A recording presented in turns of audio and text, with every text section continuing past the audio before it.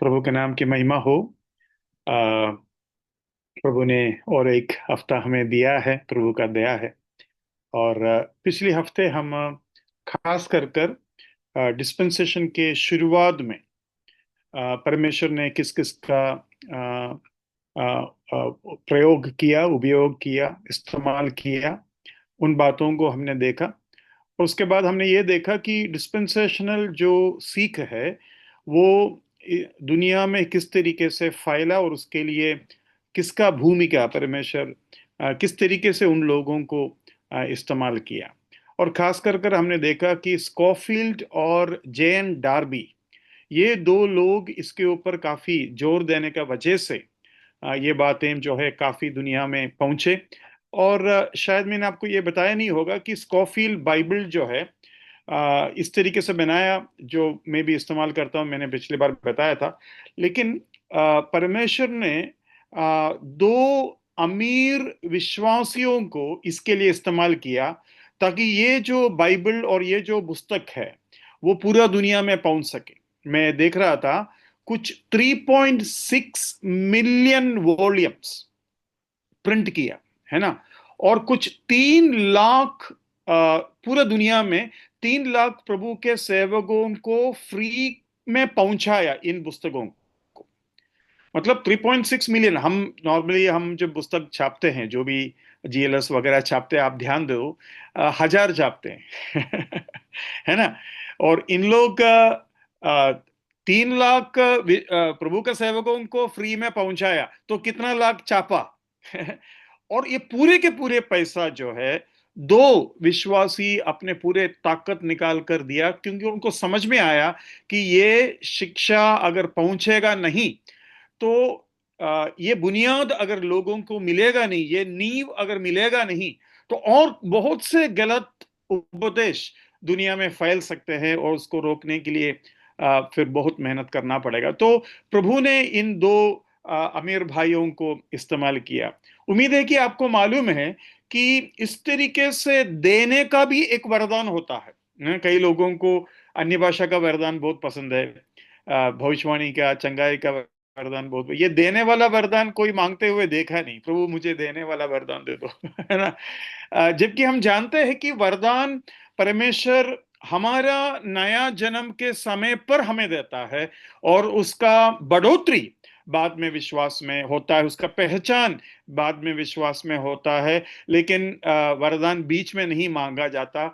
जैसे कि एक बाप और एक माँ के अंदर के जो गुण हैं, वो बच्चे का जन्म से उसको मिलता है, उसके बाद नहीं मिलता। लेकिन जन्म से जो मिलता है उसका बढ़ोतरी, या उसका इंग्लिश में बोलता है स्टर अप या फ्लेम अप, है ना। एक छोटा सा आग है, उस आग को और तेल डालकर जलाओ, है ना। उस तरीके का बढ़ोतरी या ग्रोथ जो है वो हमें, हमारा जिम्मेवारी है। लेकिन प्रभु जो वरदान देता है उद्धार के समय पर देता है, ठीक है। तो ये एक स्कॉफील्ड बाइबल के संबंध में मैं जस्ट आपको बताया। आज जो हमारा विषय है, मेरा दिल को काफी आनंद देने वाला एक विषय है, वो ये है, Christ the centre of God's plan for the ages. आज का विषय क्या है? प्रभु यीशु मसीह या यीशु क्रिस्त परमेश्वर के युगों का जो प्रोग्राम है उसके केंद्र बिंदु है।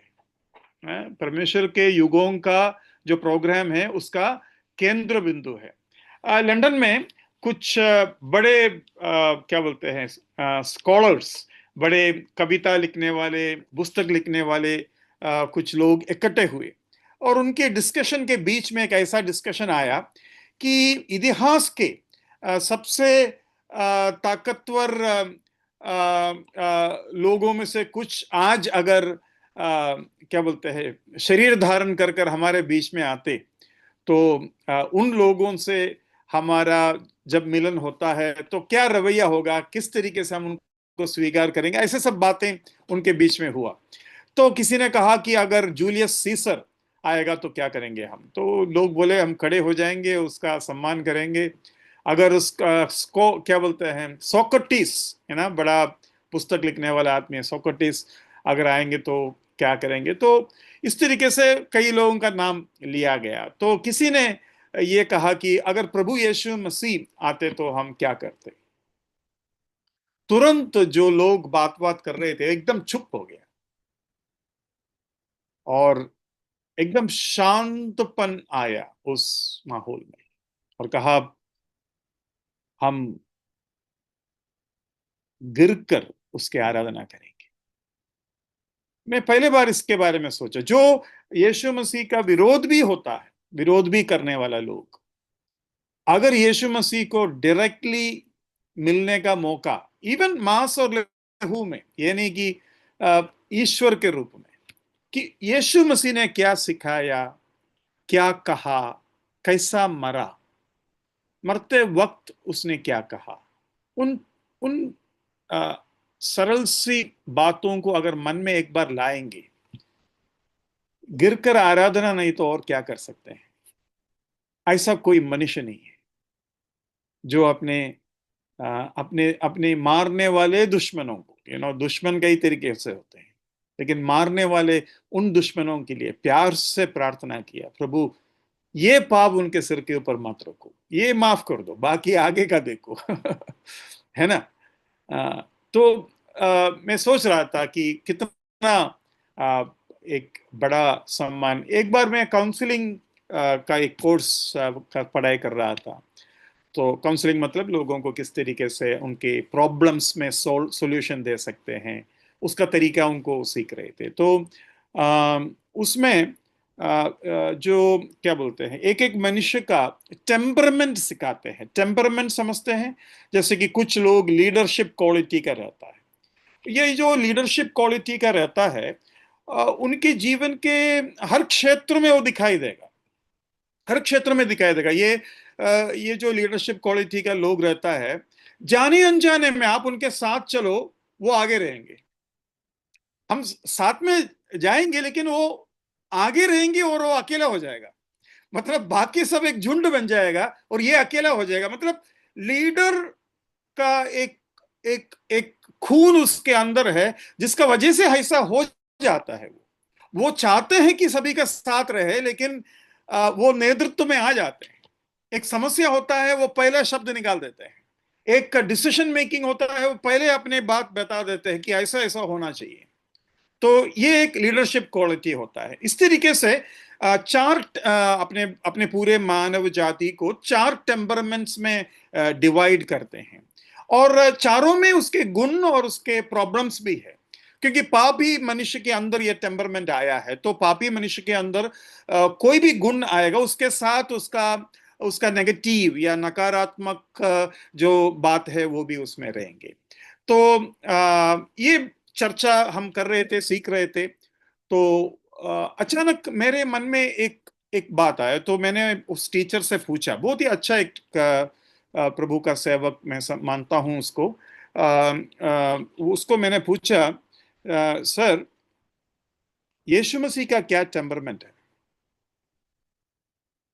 वो उधर यही बात हुआ, अचानक वो स्टक हो गया।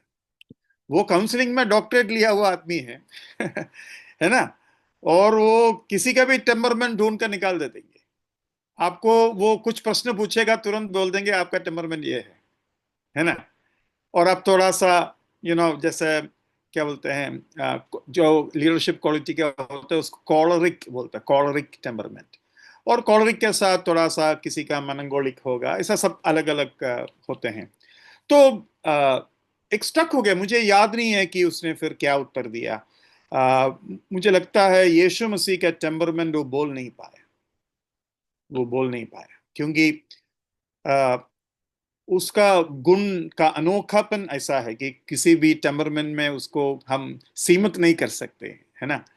तो एक माँ परमेश्वर के अंदर दिखाई देता है। जैसे कि मेरा याददाश्त अगर सही है, एल शदाई जो शब्द है, उसमें द ब्रेस्टेड वन, मैं याद से बोल रहा हूं, मैं गलत भी हो सकता है। द ब्रेस्टेड वन मतलब एक ऐसा व्यक्ति जिसमें दूध पिलाने वाले माँ के इमोशंस हो। मतलब परमेश्वर का एक नाम है एल शदाई, है ना। तो द ब्रेस्टेड वन, मतलब जिसमें क्या बोलते हैं, माँ के स्तन, स्तन बोलते हैं हिंदी में। हाँ, ओके। तो एक ऐसा दिल वाला वो भी है परमेश्वर के अंदर, है ना। परमेश्वर खुद बोला, माँ तुम्हें भूलेंगे, मैं तुम्हें नहीं भूलूंगा। मतलब माँ के प्यार को भी परमेश्वर आराम से चुनौती दे देगा। बोलते माँ क्या बात है, माँ क्या चीज है ना। तो परमेश्वर का प्रेम ऐसा है। और परमेश्वर पिता के बारे में भी कहता है ना, जैसा पिता को अपने बच्चे के ऊपर तरस आता है, वैसे मेरे बच्चों के ऊपर मुझे तरस आता है। प्रभु यीशु मसीह ने कहा ना पौलुस को, जब वो शाऊल थे, कि तू मुझे क्यों तंग कर रहे हो, है ना। पूरा दर्द प्रभु के ऊपर जा रहा है ना। मैं कुछ एक दो हफ्ते शायद पहले बच्चों को बोल रहे थे, जब बच्चों को कुछ होता है, बाप का दर्द या माता पिता का दर्द एक अलग पहलू में है। उनको ये मतलब प्रॉब्लम नहीं है कि क्या हुआ, लेकिन मेरे बच्चे को कितना तकलीफ हुआ, उसका तकलीफ इसको है ना।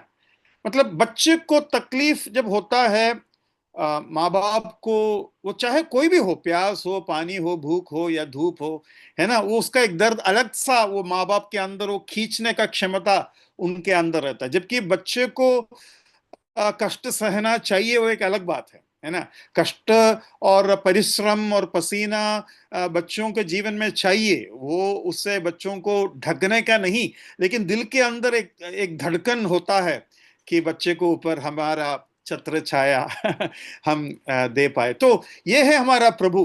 तो ये बात जब मैं मनन कर रहा था मेरे मन में आया, सोचा कि आपके साथ उसको थोड़ा सा बांटेंगे। ठीक है, तो शुरुआत हम ऐसा करेंगे, Christ the centre of the biblical history. Bible के जो इतिहास है उसके केंद्र बिंदु है यीशु मसीह। अभी ये बात इतिहास के शुरुआत के लोगों को मालूम था क्या, कि हमारा केंद्र बिंदु कौन है ना।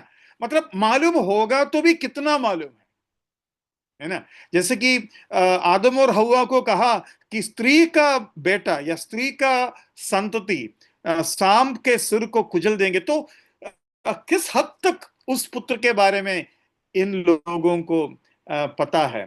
तो मैं कुछ बात पढ़कर आपको सुनाता हूं। एक ये है कि परमेश्वर इसराइल जात के लिए जो प्लान बनाया था, उसमें हर नियम इसराइल के साथ बनाया था, उस सारे बड़ा नियमों में यीशु मसीह केंद्र बिंदु है। यीशु मसीह केंद्र बिंदु है। दूसरी बात यह है, Christ was the centre of the worship of Israel. Israel के आराधना के केंद्र बिंदु प्रभु यीशु मसीह था, क्योंकि प्रभु यीशु मसीह का बलिदान का छाया उनके हर बलिदान और आराधना में थी, है ना। तो हमने देखा कि हर कॉवेनेंट, हर नियम, हर व्यवस्था परमेश्वर जब इसराइल को दिया, उसके केंद्र बिंदु में यीशु मसीह है। उनके आराधना में यीशु मसीह केंद्र बिंदु है। And Christ was the very heart of the messianic asher royal and kingdom psalms. मतलब जो भी भजन संगीता जो लिखा है, जो राजा या फिर राज्य के बारे में या फिर मिसियानिक साम्स जो भी आया है, उसमें केंद्र बिंदु प्रभु यीशु मसीह है। और यीशु मसीह जब उस भविष्यवाणी में या उस क्या बोलते हैं, दावा में, वादा में जब आता है, तो पूरा माहौल बदल जाते हैं, पूरे पूरे आशा बदल जाते हैं। जैसे कि मतलब लोगों को समझना मुश्किल हो जाता है, लोग प्रश्न उठाने लगते हैं, ये क्या हो रहा है। मतलब एक स्त्री, एक कन्या एक बच्चे को जन्म देगा, उसके पास वो क्या बोलते हैं, क्या बोलते हैं, उसके पास सारे अधिकार होंगे। तुम्हारे भाइयों के बीच में से एक भविष्यवक्ता को मैं लाऊंगा, उसका तुम्हें सुनना है। मतलब जो भी प्रभु यीशु मसीह के बारे में जो भविष्यवाणियां आते हैं, तो तुरंत समझने वाले के माहौल को बदल देता है, और वो एक तरीके से हैरान हो जाते हैं, ये क्या बोल रहा है। ठीक है, every old testament messianic prophecy and every and time prophecy time and again revealed Christ to be the indispensable sovereign center of God's program. हर भविष्यवाणी में और हर भविष्य में और अंत में होने वाले भविष्यवाणी के प्रकटीकरण जब भी हुआ, उधर सब परमेश्वर के प्रोग्राम के केंद्र बिंदु प्रभु यीशु मसीह है कर हम देखते हैं। और प्रभु यीशु मसीह जब केंद्र बिंदु होता है, हम भक्तों के लिए उससे बढ़कर आनंद और कोई चीज नहीं है। मसीही जीवन को भी अगर आप क्या बोलते हैं, एक जागा हुआ, जागरण प्राप्त किया हुआ जीवन अगर जाना चाहते, प्रभु को बीच में लाओ, प्रभु को मध्य में लाओ। प्रभु यीशु मसीह ने खुद कहा, जहां 2 या 3 मेरे नाम पर इकट्ठा होगा, मैं उनके बीच में हूं। तो फिर क्या हजारों भविष्यवाणी के बीच में वे नहीं रहेंगे? परमेश्वर के प्रोग्राम के 3 लोग, 2 या 3 मतलब 2 लोग भी इकट्ठा होगा, मैं बीच में हूं। मतलब छोटे से छोटे बातों से लेकर सबसे बड़े बातों तक मैं बीच में हूं, मैं मध्य में हूं। ये बात प्रभु यीशु मसीह कहता है। प्रभु यीशु मसीह जब एमोस को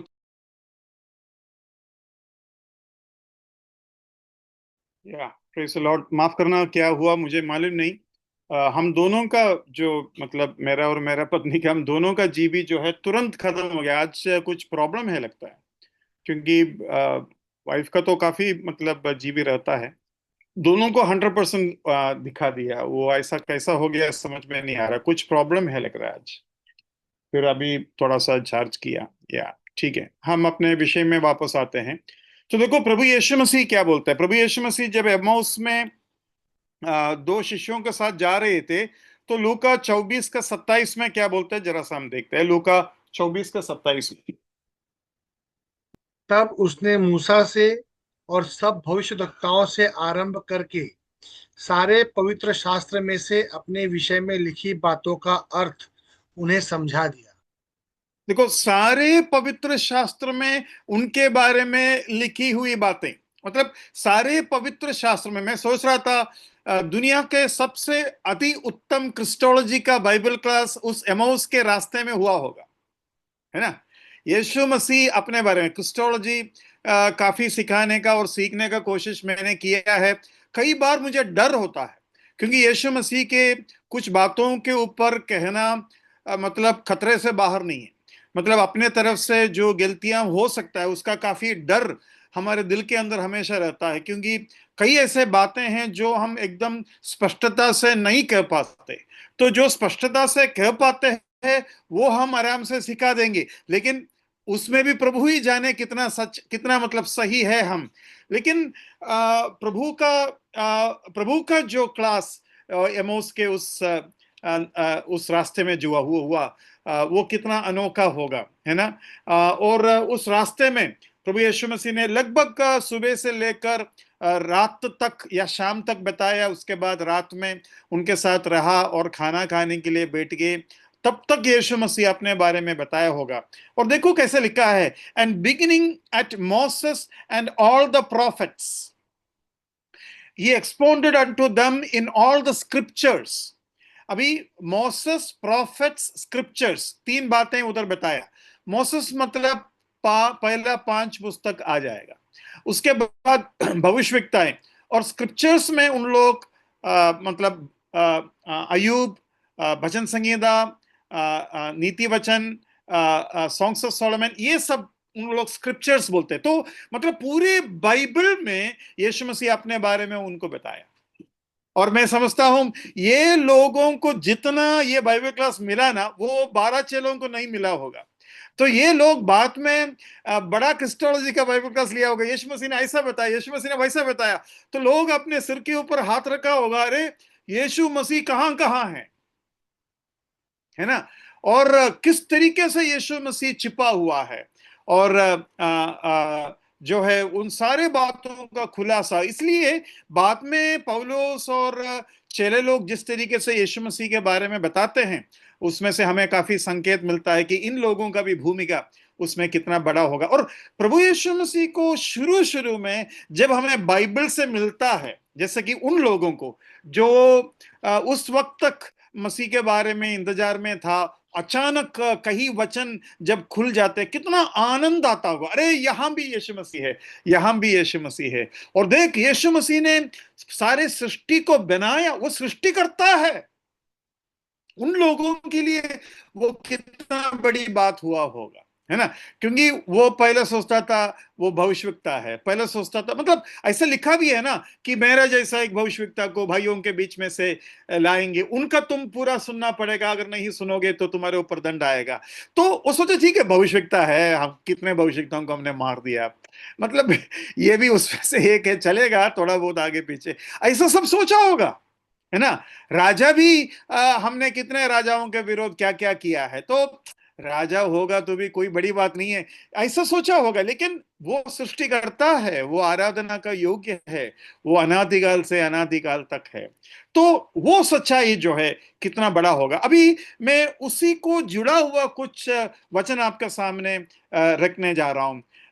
यीशु मसीह को वचन किस तरीके से पेश किया और वो इतिहास में कहाँ है, इतिहास में उसका उसका जगह कहाँ है, जरा सा हम देखते हैं। प्रकाशित वाक्य पहला अध्याय उसके 8वां पद देखिए। प्रकाशित वाक्य पहला अध्याय उसके 8वां पद। प्रभु परमेश्वर जो है और जो था और जो आने वाला है, जो सर्वशक्तिमान है, यह कहता है, मैं ही अल्फा और ओमेगा हूँ। हाँ, मतलब प्रभु यीशु मसीह दर्शन दिया, और ये जो वचन है प्रभु यीशु मसीह के मुंह से आया, सेइज द लॉर्ड, ना? आपने ध्यान दिया 8वें वचन में, I am the alpha and the omega, the beginning and the end, says the Lord who is and who was and who is to come, the Almighty. प्रभु यीशु मसीह खुद बोल रहा है, I am the alpha and the omega. अभी इसमें एक अभी मुझे पता नहीं, आप लोगों को बताना चाहिए, एक दुख की बात मैं आपको बताता हूं।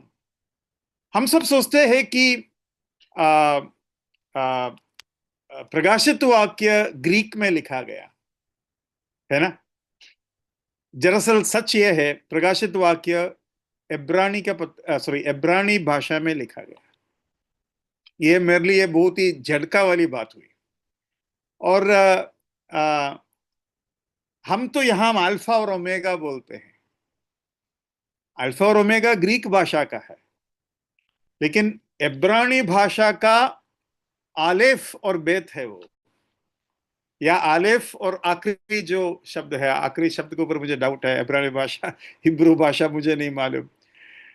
तो हिब्रू भाषा में प्रभु ने कहा मैं आलेफ या अल्फा और ओमेगा हूं, उस तरीके से।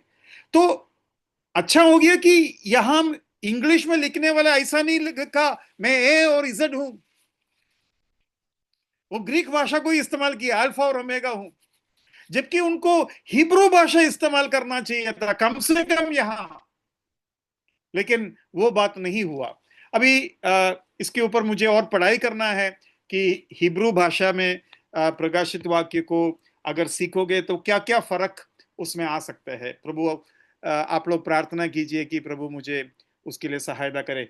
लेकिन यहां मैं ये बताने का कोशिश कर रहा था, प्रभु बोल रहा है who is and who was and who is to come, जो जो जो है, जो था और जो आने वाला है। उसके बाद कहता है सर्वशक्तिमान है, ऑलमाइटी। अरे मेरा प्रभु वो सर्वशक्तिमान है, मतलब वो परमेश्वर है, मतलब इस इतिहास का सब कुछ है, वो उसी का है ये सब कुछ। अरे वो ही मालिक है, वो ही सृष्टि करता है। तो वो जो प्रकटीकरण खास कर कर उन चेलों को जब हुआ जो यीशु मसीह के साथ 3.5 साल चला, अरे जिसके साथ हम 3.5 साल चले, जिसके साथ हमने बहस की, जिसके कहीं कहनाओं को हमने माना नहीं, विश्वास किया नहीं, वो परमेश्वर सर्वशक्तिमान था। क्या असर उनके ऊपर हुआ होगा। जैसे कि मैंने कहा, वो जो लेखक लोग मिलकर कहे यीशु मसीह अगर आएगा तो हम क्या करेंगे, है ना। तो ये 6 लोगों को यीशु मसीह आकर गए, तो अब क्या करेंगे, कि वो एक बात हमारे मन में आना चाहिए। कोलोसी 1:15 जरा देखते हैं, कोलोसी 1:15। वह तो अदृश्य परमेश्वर का प्रतिरूप और सारी सृष्टि में पहलौठा है। हाँ, सारे सृष्टि में पैलोटा है। मैंने इसका पहले भी आपको बताया था शायद। ये पैलोटा का मतलब ये नहीं कि वो पहला जन्म लिया, लेकिन पैलोटा का मतलब यहाँ ये है, हर चीज के अधिकारी, हर चीज के अधिकारी। और वो परमेश्वर का प्रतिरूप है। हाँ, he is the expressed image of God. तो यीशु मसीह को उधर हमें मिलता है। 22 का 13 में, प्रकाशित वाक्य 22 का 13 में हम फिर पढ़ते हैं कि अल्फा एंड ओमेगा है। और सकरिया 9 के 9 में हम देखते हैं कि वो राजा है और परमेश्वर के हर बातों में वो ही केंद्र बिंदु है। अब युगों के संबंध में उसको हम जरा देखते हैं। अभी तक हमने जो देखा वो परमेश्वर के जो जगह पोजीशन को हमने देखा, लेकिन अभी हम जो देखने जा रहे हैं युगों के बीच में वो कहाँ है, जरा हम देखते हैं। कम से कम आपको 3-4 वचन पढ़ना पड़ेगा। सबसे पहले एफएसी 1 का 10 देखिए। एफएसी 1 का 10। कि समयों के पूरे होने का ऐसा प्रबंध हो कि जो कुछ स्वर्ग में है और जो कुछ पृथ्वी पर है, सब कुछ वह मसीह में एकत्र करे।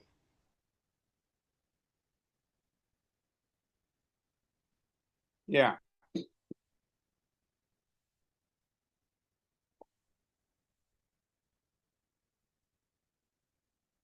उसके 10 में इंग्लिश में ऐसा है, that in the dispensation of the fullness of the times. आपने वो पढ़ा ब्रदर 10वां वचन? वो एक बार पढ़ के सुनाइए, क्योंकि उसमें ना थोड़ा आगे पीछे होता है। आ, कि समयों के पूरे होने का। हाँ, वो कौन सा वचन में आ रहा है हिंदी में? 10 है। 10 ही है, ठीक है, पढ़िए। कि समयों के पूरे होने का ऐसा प्रबंध हो कि जो कुछ स्वर्ग में है और जो कुछ पृथ्वी पर है, सब कुछ वह मसीह में एकत्र करे। हाँ, समयों का पूरा होने का प्रबंध, समयों का पूरा होने का प्रबंध, एजस, युगों का, युगों का डिस्पेंसेशन। इंग्लिश में डिस्पेंसेशन लिखा है, समयों का जो शब्द है वो इंग्लिश में डिस्पेंसेशन लिखा है। मतलब परमेश्वर एक एक युग में जो कार्य करता है वो सब कुछ मिलकर वो प्रभु में एक हो। One in one all things in Christ. एक प्रभु के अंदर, एक मसीह के अंदर सारे युग को परमेश्वर एकत्रित करेगा। मतलब उसका निचोड़ पूरे युगों को, अभी हमने 7 युगों के बारे में देखा, उन पूरे युगों का निचोड़ यीशु मसीह में लाया जाएगा। हाँ? मैं एक टाइम पर कहता था, ये शैतान भी इसका कोशिश करते हैं। एक टाइम पर 2 in 1 आपने सुना होगा। 2 in 1, 2 in 1 का मतलब ये है, रेडियो भी है और रिकॉर्डर भी है ना? तो 3 in 1 उसके बाद आया। 3 in 1, 3 in 1 में क्या क्या है? मैं एक्चुअली मुझे मालूम नहीं था, मैंने मेरा पिताजी से पूछा 3 in 1 क्या है, तो उन्होंने बोला 2 रिकॉर्डर और एक रेडियो। 2 रिकॉर्डर और एक रेडियो। तो एक टेप रिकॉर्डर से दूसरा टेप रिकॉर्डर में आप रिकॉर्ड कर सकते हैं। तो इसलिए 2 रिकॉर्डर और एक रेडियो जब आया तो 3 in 1 आ गया। तो उसके बाद शैतान ने क्या किया? ये जो वचन यहां लिखा है ना, ऑल इन वन, वैसे ही काम शैतान ने किया। आज मोबाइल क्या है? मोबाइल क्या है आज?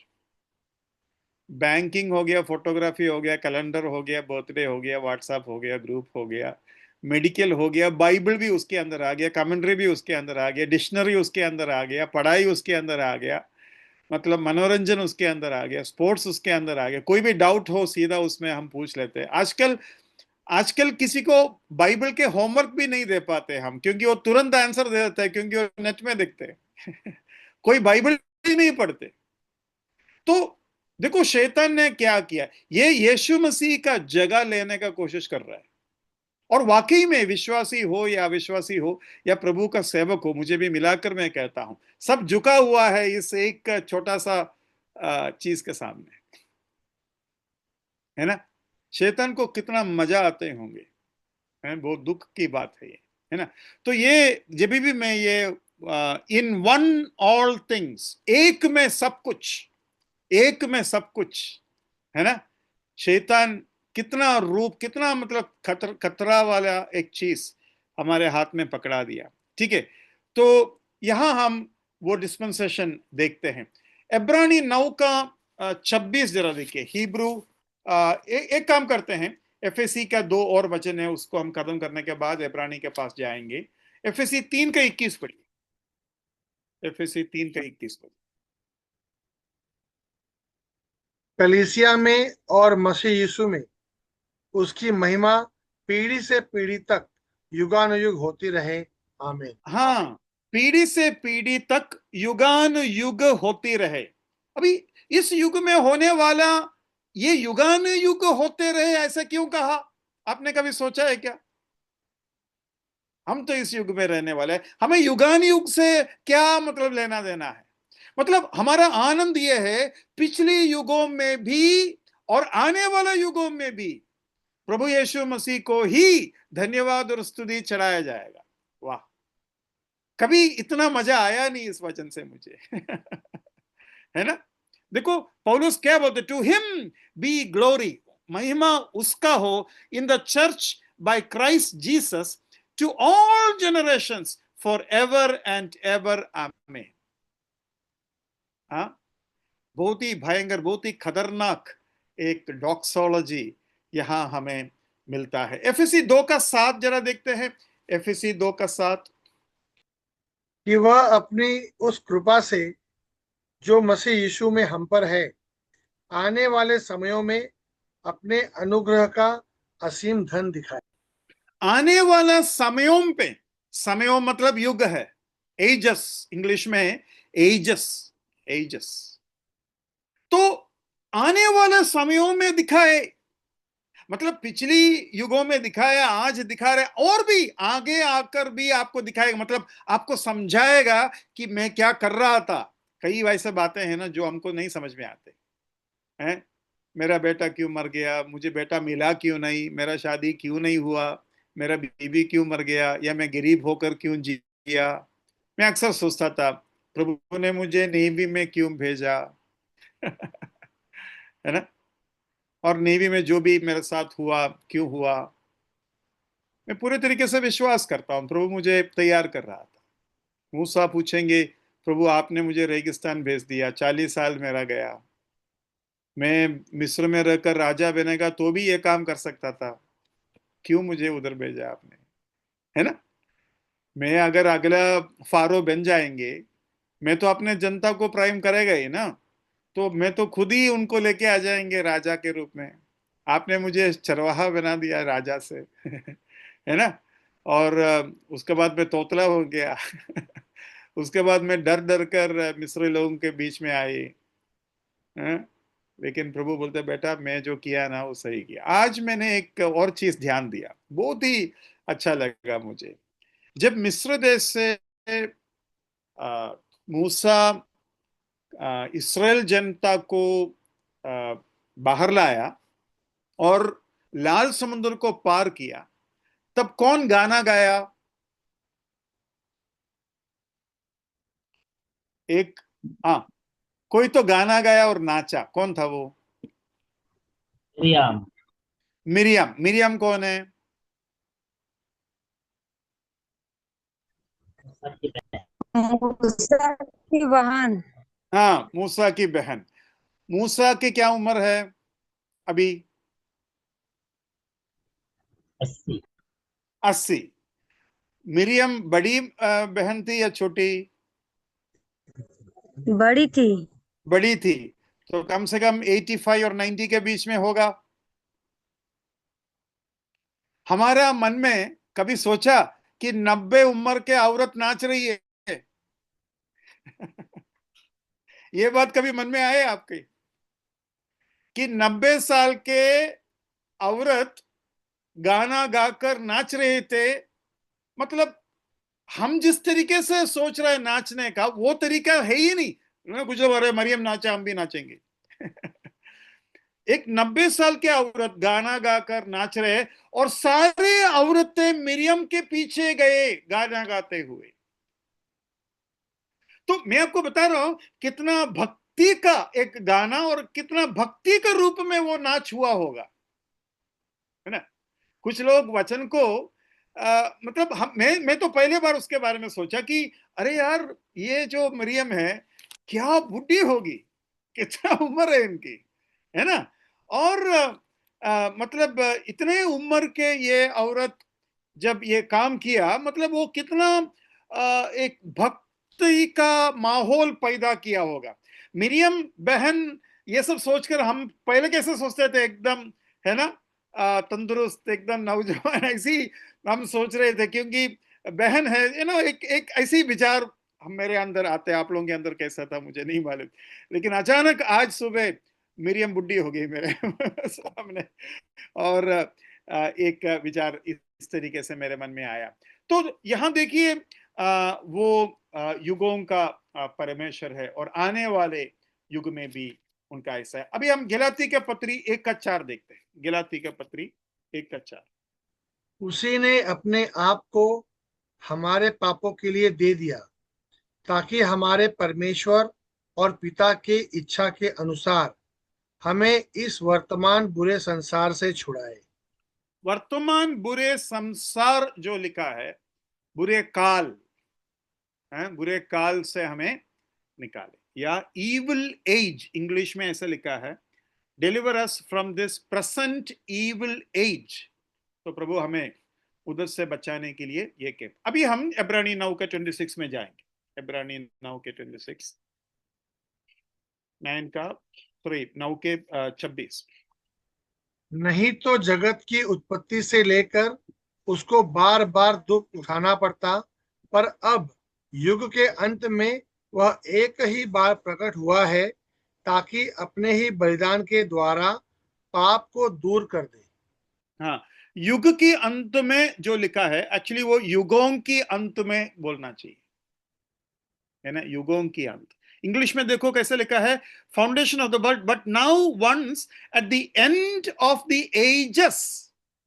एज नहीं, एजेस, मतलब युगों के अंत में, है ना। तो देखो कितने मतलब परमेश्वर युगों के अंत में पूरे तरीके से इस दुनिया में आ गया, इस तरीके से वो लिखा है।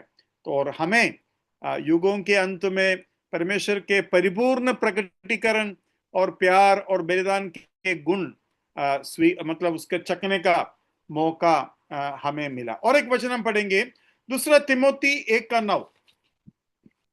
जिसने हमारा उद्धार किया और पवित्र बुलाहट से बुलाया, और यह हमारे कामों के अनुसार नहीं, पर उसके उद्देश्य और उस अनुग्रह के अनुसार है, जो मसीह यीशु में सनातन से हम पर हुआ है। हाँ, सनातन से हम पर हुआ है। वो सनातन जो शब्द है, बिफोर टाइम बिगैन, मतलब समय शुरू होने से पहले, समय शुरू होने से पहले। मैं उसको एक बार इंग्लिश में पढ़ के सुनाना चाहता हूँ। दूसरा Timothy 1:9, who has saved us and called us with a holy calling, not according to our works, but according to his own purpose and grace which was given to us in Christ Jesus before time began। यीशु मसीह में समय के शुरू के पहले, मतलब युगों के पहले। तो देखो, युगों के मध्य में, युगों के केंद्र बिंदु और युगों के पहले, है ना, प्रभु यीशु मसीह। तो डिस्पेंसेशन को मन में रखते हुए इन बातों को जब हम मनन करते हैं, हम आनंद से भर जाता है कि प्रभु किस तरीके से युगों के ऊपर विराजमान है, युगों के ऊपर विराजमान है। वो मानव जाति के ऊपर विराजमान है, इतिहास में विराजमान है, लेकिन युगों का मतलब पहले, युगों के पहले ही सब कुछ उसके लिए किया गया, और उसके द्वारा हमारे ऊपर परमेश्वर के अनुग्रह मिले, ये प्रभु का इच्छा है कर कर हम देखते हैं। और एक पद हम पढ़ेंगे, टाइटस 1:2 देखिए। टाइटस, उस अनंत जीवन की आशा पर, जिसकी प्रतिज्ञा परमेश्वर ने, जो झूठ बोल नहीं सकता, सनातन से की है। अभी देखो, ये हमारा समझ के बाहर है, क्यों समझ के बाहर है? क्योंकि समय के पहले जो वादा उसने किया, अरे समय के पहले वादा किसको दिया? देखो इंग्लिश में मैं पढ़ता हूं, in hope of eternal life which God who cannot lie promised before time began. समय शुरू होने से पहले ही उसने वादा किया था, जो झूठ नहीं बोल सकते। मतलब तुम और मैं और आप इस जगत में, मनुष्य जगत में आने से पहले ही परमेश्वर का यह वादा है, हाँ? और उस वादा में प्रभु कहता है कि अनंत काल का जीवन मैं तुम्हें दूंगा। होप ऑफ एटर्नल लाइफ, अनंत काल का जीवन के आशा, अनंत काल का जीवन के आशा मनुष्यों को देने के लिए परमेश्वर ने सनातन, सनातन जो शब्द है ना, उसका इंग्लिश में जो भी मीनिंग आता है ऐसा है, समय के पहले, है ना। मतलब सनातन का मतलब केवल ये नहीं कि अनंत काल तक वो है आगे, लेकिन पीछे है। हिंदी में आप लोग कैसे समझते थे मुझे नहीं मालूम, सनातन को आप लोग हिंदी में कैसे समझते थे? वो अनादि काल से अनंत काल तक।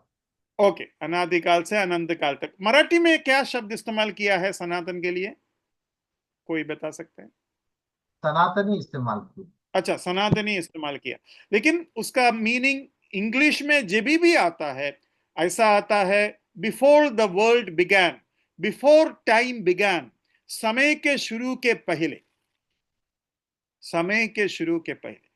अगर कोई सनातन वाले हमारे सामने आकर कहते हैं हमारा धर्म सनातन का है, उनको बोलना सनातन का मतलब सबसे पहले आपको मालूम है क्या, है ना?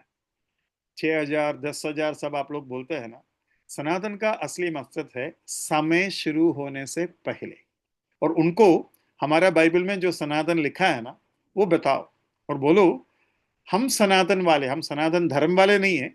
हमारा परमेश्वर का वादा जो हमारे पास है वो सनातन का वादा है, समय शुरू होने से पहले दिया हुआ वादा है, और हम उस वादा के मुताबिक चलते हैं। और हम आज जो आपको सिखा रहा है वो सनातन डॉक्ट्रिन है, सनातन उपदेश है ना, कि परमेश्वर मानव जाति को प्रेम करते हैं, दुश्मनों को भी प्रेम करते हैं, और उनमें से कोई भी नाश होने के लिए नहीं चाहते।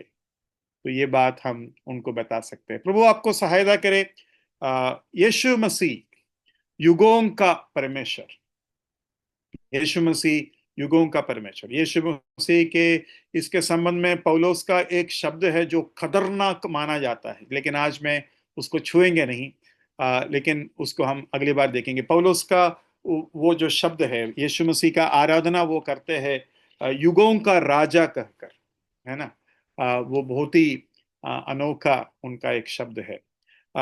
हम प्रभु में आनंद मनाएंगे, और शायद ही हमने इस तरीके से आराधना किया होगा, है ना, कि युगों का परमेश्वर, है ना, और सनातन परमेश्वर, है ना, परमेश्वर जो समय के पहले है ना, ऐसे उसको मन में रखते हुए शायद हमने आराधना नहीं किया होगा, है ना।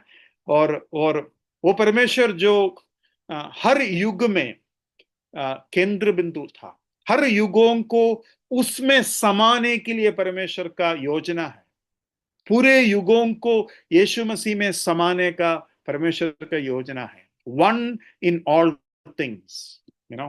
बहुत ही अद्भुत परमेश्वर का महिमा इस विषय में प्रकट हो रहा है। प्रभु के नाम की महिमा।